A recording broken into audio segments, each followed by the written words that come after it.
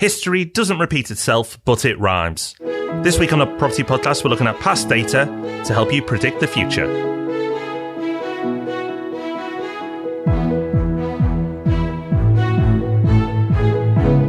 Yes, welcome to the Property Podcast. This is episode 224. I am Rob D. He is Rob B. This is going to be a good one. Lots of numbers, lots of stats, lots of predictions. Everyone likes a good prediction. But this isn't just speculative. Like Rob said, this is based on what's gone before.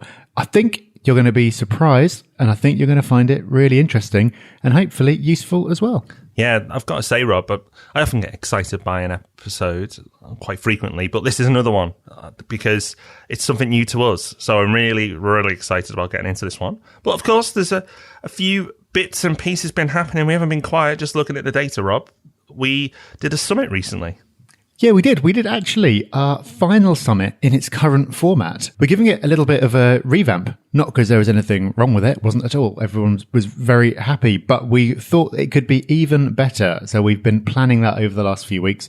So within the next month, you'll be hearing about that. It's something we really enjoy, getting together with other investors.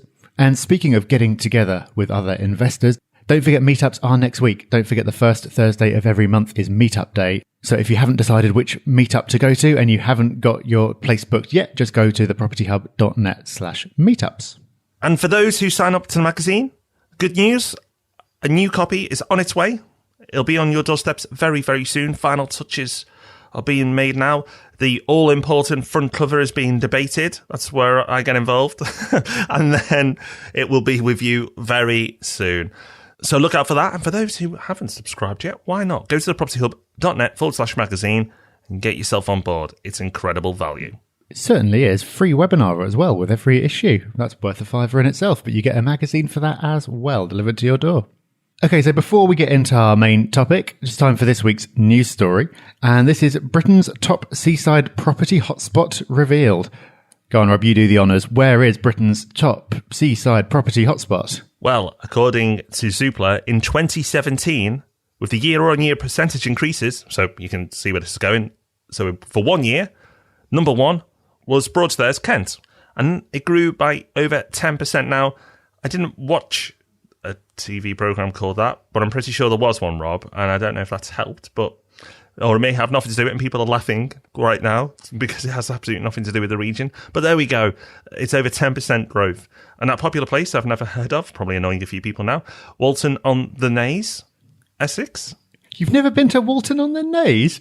No, I've never heard of it either. It was 9.4%. So well done to Walton-on-the-Naze. You're finally on the map.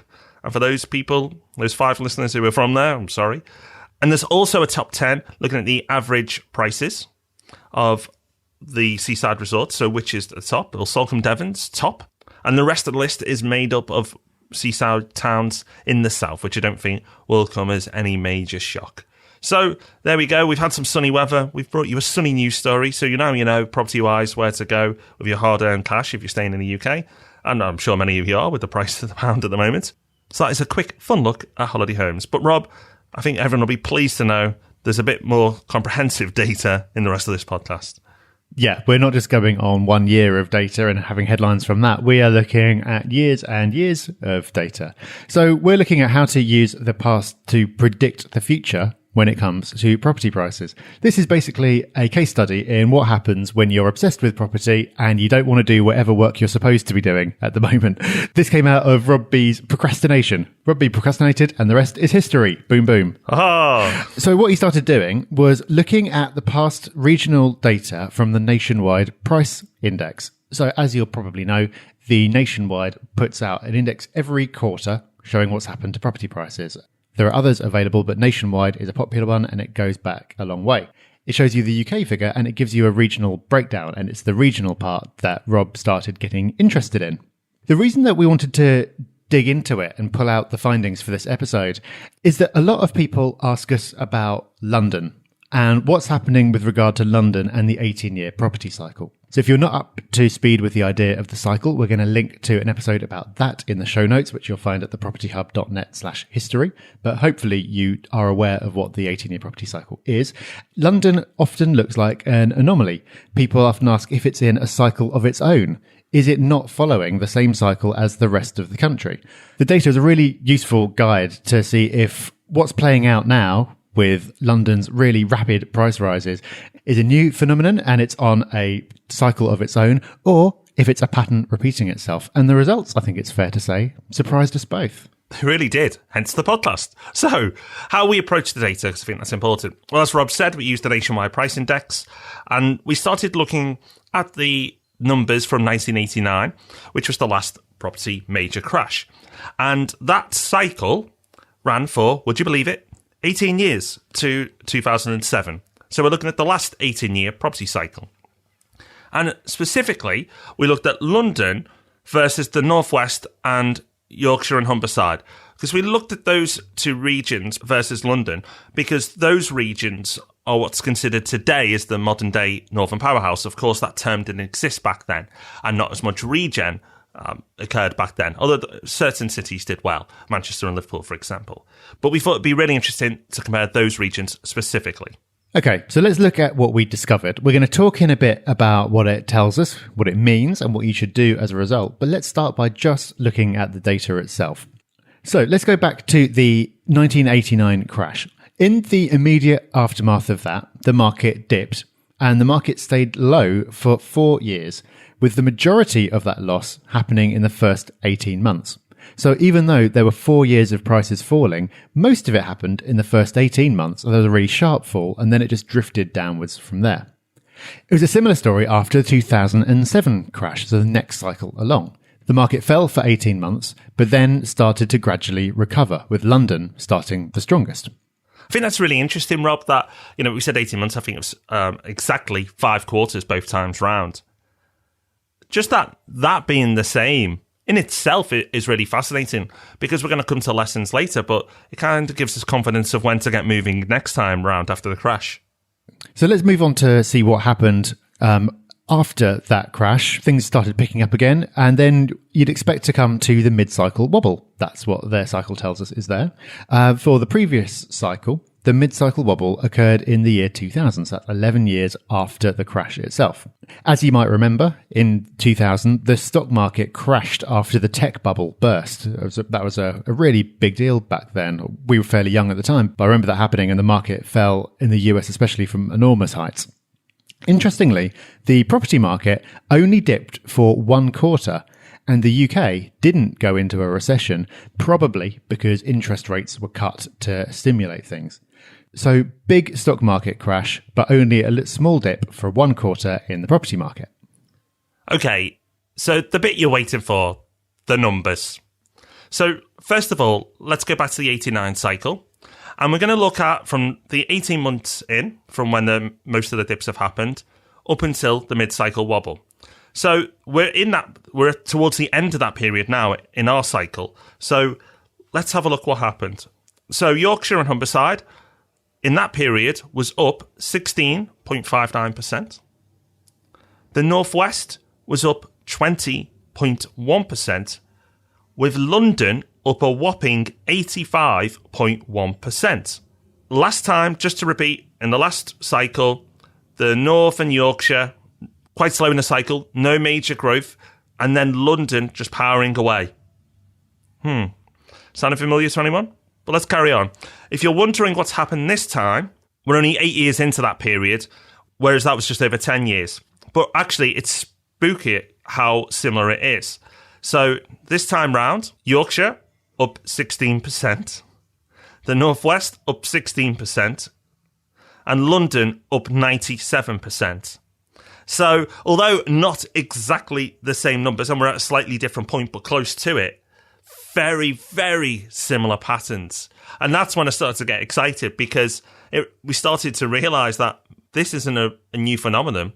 This has happened before. Well, yeah, you say that it's not exactly the same, but it's really, really similar. You've got exactly the same growth up in Yorkshire, Northwest very similar, London a bit more aggressive this time, but that theme of London running away is still there. So then you think, well, okay, so if the first part of the cycle is similar, well, maybe the second part will be as well. So let's see what happened there. Okay, so we haven't had our second part of the cycle yet, so we looked to the 89 cycle again. And in the years from 2000 to 2007, the second half of the cycle, which is the most aggressive part, London up 110%, still very good. But this time, the Northwest, 146%, and Yorkshire, the worst performer in the first half, up 165%. So if you got into Yorkshire around the mid-cycle wobble, your prices would have more than doubled and another 65% in those 7 years, which is incredible, absolutely incredible, huge growth. So it kind of shows you it was undervalued in the first half of the cycle, but it more than made up for it in the second half of the cycle. All right, I love this stuff. I love looking at the regional breakdown. I always look at regional stuff a lot because I feel that so many stats and so many headlines report the UK. And when you look at the average like that, it obscures so much interesting stuff going on below the surface. And I think this is a fantastic example of that. So what does this tell us then? That's pretty striking data, but what can we do with it? Well, let's start by talking about the timing of the wobble. If the same timing occurs for the mid-cycle wobble, then we're due for it in 2019.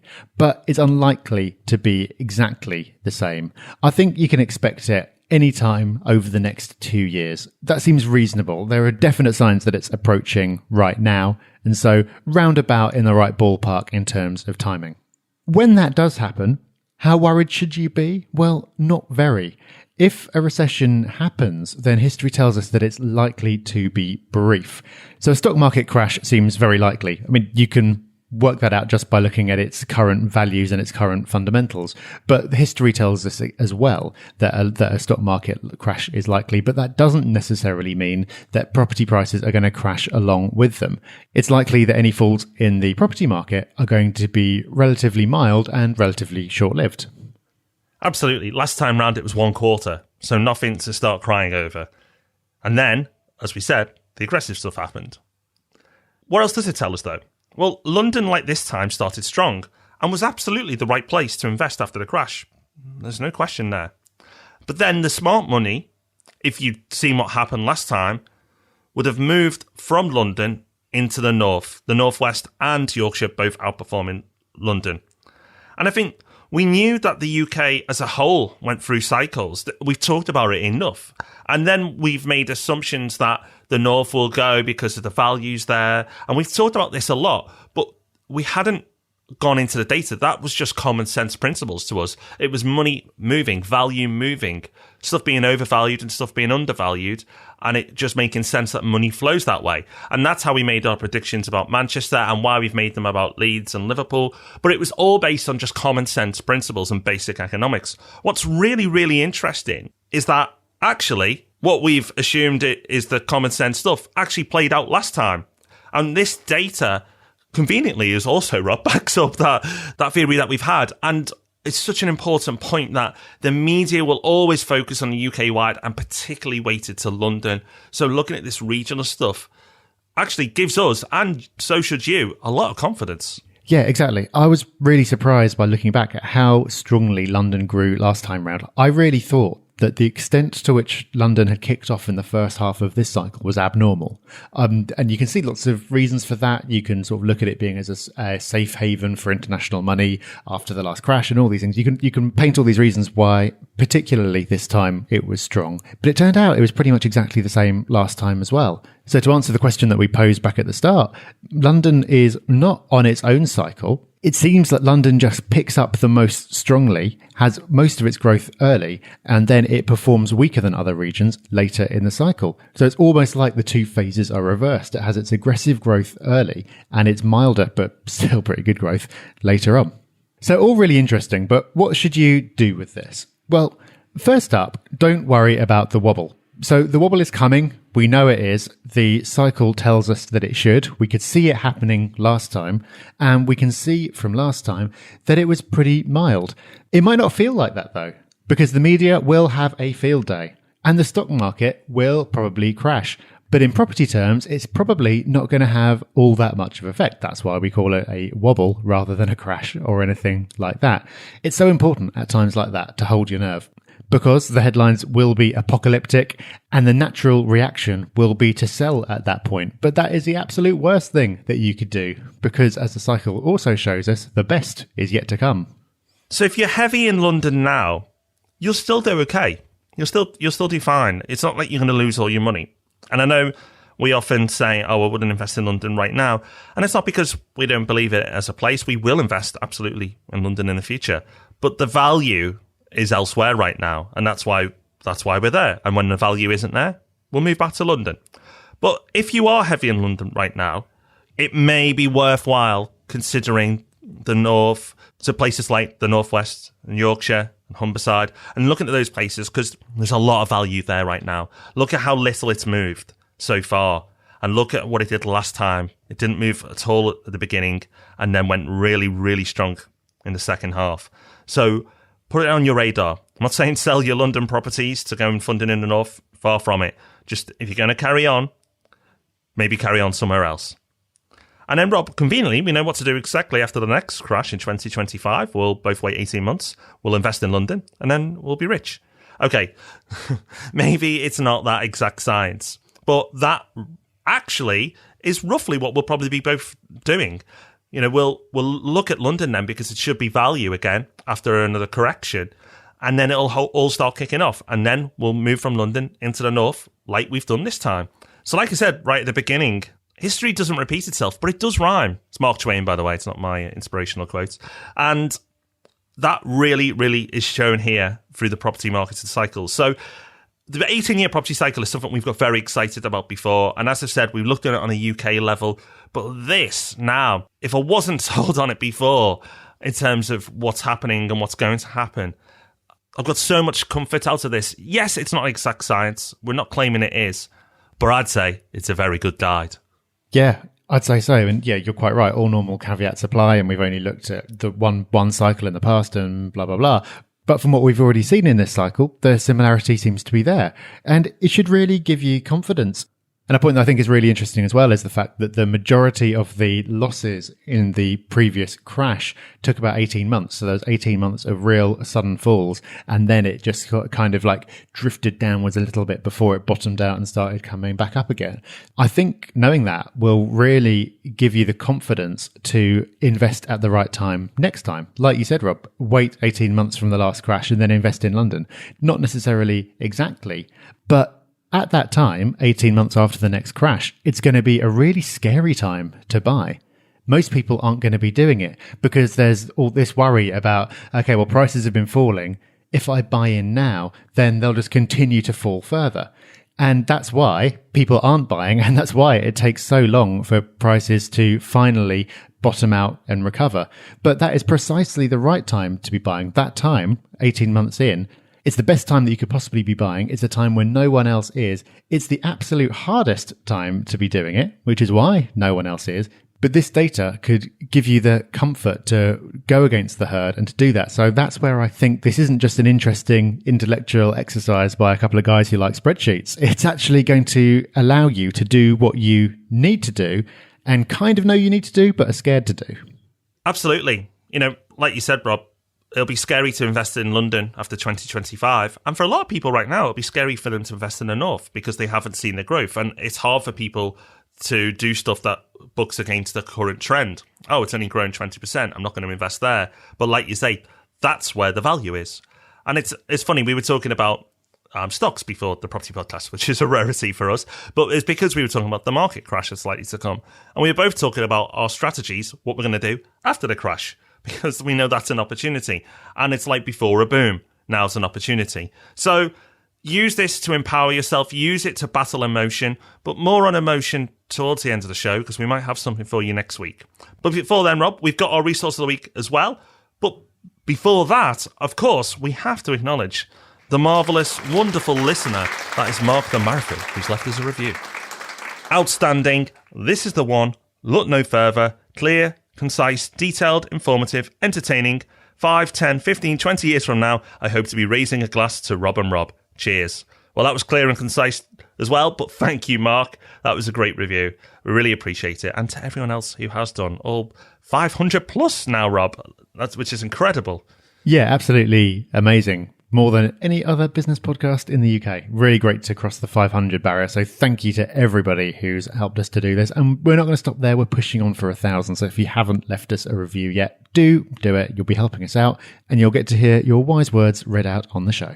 And we see the download numbers, so we know you exist. So come on, if you haven't done it, get on iTunes, press those stars and type a few words and we'll be very happy. But we should give you a trade back. And that in this week is our resource of the week.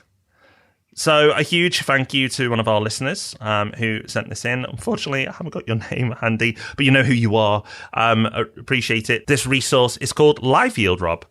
And it threw up some interesting data, but it's got lots of spreadsheets, so that's cool. Yeah, everyone loves things like this. Or, well, maybe it's just us. I assume everyone does. So what it does is takes data from Zoopla and analyzes it and uses it to tell you how different areas are performing. I said I like the regional stuff. So it takes capital growth over periods of time. It includes rental yield in there as well and tells you what the best and worst performing areas are. Now, this should be taken with a large container of salt because it is automated. So there's going to be lots of confounding factors in there. We were surprised, for example, to see Hartlepool as the 4th best area to invest in over the last year. By the time you combine rental yield and capital growth, I could see it being a strong yielder, but capital growth, not sure. But the rest of it does seem to make sense. There's areas like Trafford and Luton and Hillingdon in there, so maybe there is something to it. But not something to base a whole investment on, but perhaps a useful starting point for ideas and certainly a good place to waste a bit of time. So, we touched on it earlier, that next week we're going to help you with your mindset. So next week we're going to look at the psychology of investments, or as we're giving it the cheesy working title at the moment, mastering the property mindset. Might change that. But we're going to look at how you can potentially hold yourself back from making good decisions. So we're going to look at that next week. A really interesting episode. We've not really done anything like this before. We've done mindset in different ways, but not this particular subject. I think it's going to be a really good one. It's going to be one of those easy to listen to ones. This one, I know, is a lot of data. Some of you will be geeking out over this. Some of you have probably already switched off and are now asleep. But for those who got through it, thank you. For those who want something a little bit lighter, next week is that topic. But nevertheless, it will be very important because when you hear about some of the things you'll talk about, you'll definitely be able to identify with them very, very quickly. So make sure you join us for that. Yep, it's going to be a good one. And before that, we've got Ask Rob and Nob on Tuesday. And just a reminder again that there's 1 week to go until meetups. So if you haven't booked your place yet, go over to thepropertyhub.net/meetups. So lots of cool stuff coming up. We'll see you soon for that. In the meantime, enjoy whatever you're doing. Bye-bye. Bye-bye. Thanks for listening to The Property Podcast. For show notes, all our past episodes, and to leave a review, go to thepropertyhub.net/podcast.